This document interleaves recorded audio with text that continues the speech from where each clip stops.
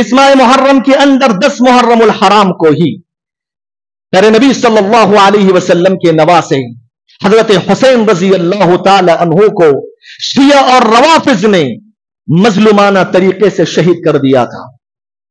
یہ بھی اس مہینے سے جڑا ہوا ایک اہم واقعہ ہے اور ہمارا عقیدہ ہے, ہمارا ماننا ہے کہ جن لوگوں نے حضرت حسین رضی اللہ تعالی عنہ کا نواسے رسول کا قتل کیا وہ ظالم تھے, وہ بدترین لوگ تھے, اس روئے زمین کے سب سے برے لوگ تھے.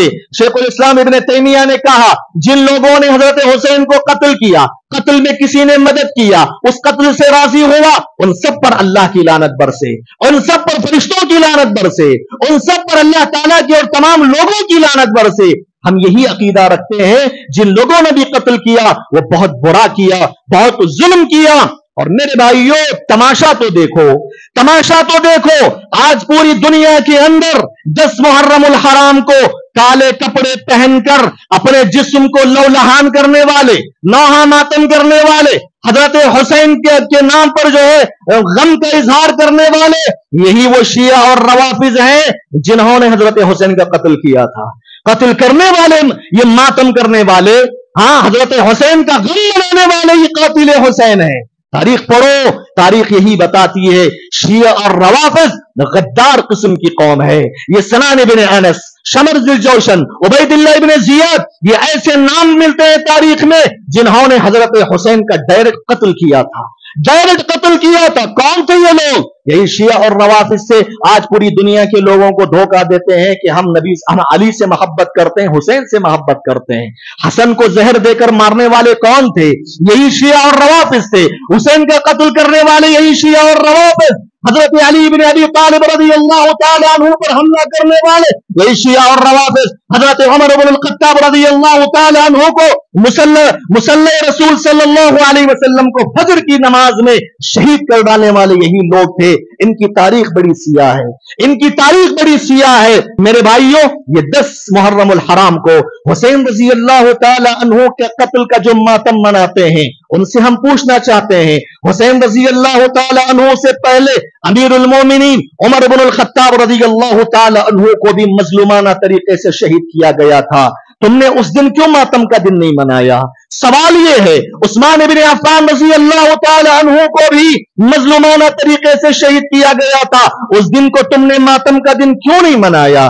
حضرت حسین کے باپ پیارے نبی صلی اللہ علیہ وسلم کے داماد علی بن ابی طالب رضی اللہ تعالی عنہ کو بھی قاتلانہ حملہ ہوا تھا, ان کو بھی مارا گیا تھا, اس دن کو تم نے کیوں ماتم کا دن نہیں منایا؟ یہ ایسے سوالات ہیں, یہ سوال ہی ہے جس کا جواب یہ شیعہ اور روافض دے نہیں سکتے اطمینان بخش. حقیقت یہ ہے میرے بھائیوں 10 محرم الحرام کو حسین رضی اللہ تعالی عنہ کا ماتم ایک بہانہ ہے, ایک بہانہ ہے. اس کے پیچھے اصل ان کا مقصد یہ ہے وہ جلیل القدر ہستیاں جنہیں ہم صحابہ اکرام کہا کرتے ہیں, صحابہ اکرام سے برات کا اعلان کرتے ہیں.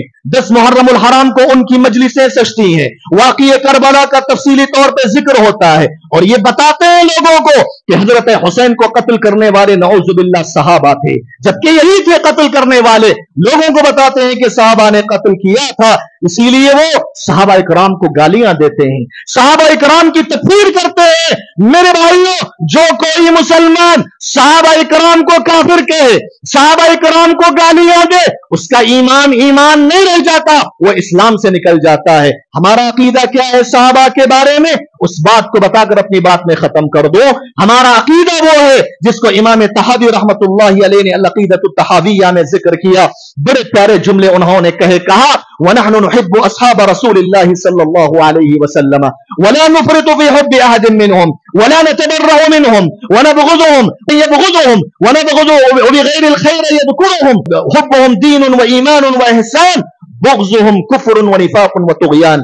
کہا کہ ہمارا عقیدہ یہ ہے کہ ہم تمام کے تمام صحابہ سے محبت رکھتے ہیں اور ان کی محبت میں ہم غلو سے کام نہیں لیتے, ان سے ہم اعلان برات نہیں کرتے, اور جو ان سے بغض رکھتا ہے ہم بھی ان سے بغض رکھتے ہیں, اور جو ان کے بارے میں ذرا بھی بری بات کرتا ہے تو ہم ان سے بغض رکھتے ہیں. جو صحابہ کا دشمن ہمارا دشمن, جو صحابہ کا دوست ہمارا دوست, اور صحابہ کرام سے محبت ایمان کی دلیل ہے, احسان کی دلیل ہے, مسلمان ہونے کی دلیل ہے. صحابہ کرام سے بغض رکھنا, صحابہ کرام سے نفرت کرنا, یہ کفر کی دلیل ہے, نفاق کی دلیل ہے اور طغیان کی دلیل ہے. محترم حضرات, یہ کچھ باتیں میں نے ماہ محرم کے حوالے سے آپ کے سامنے رکھنے کی کوشش کی ہے.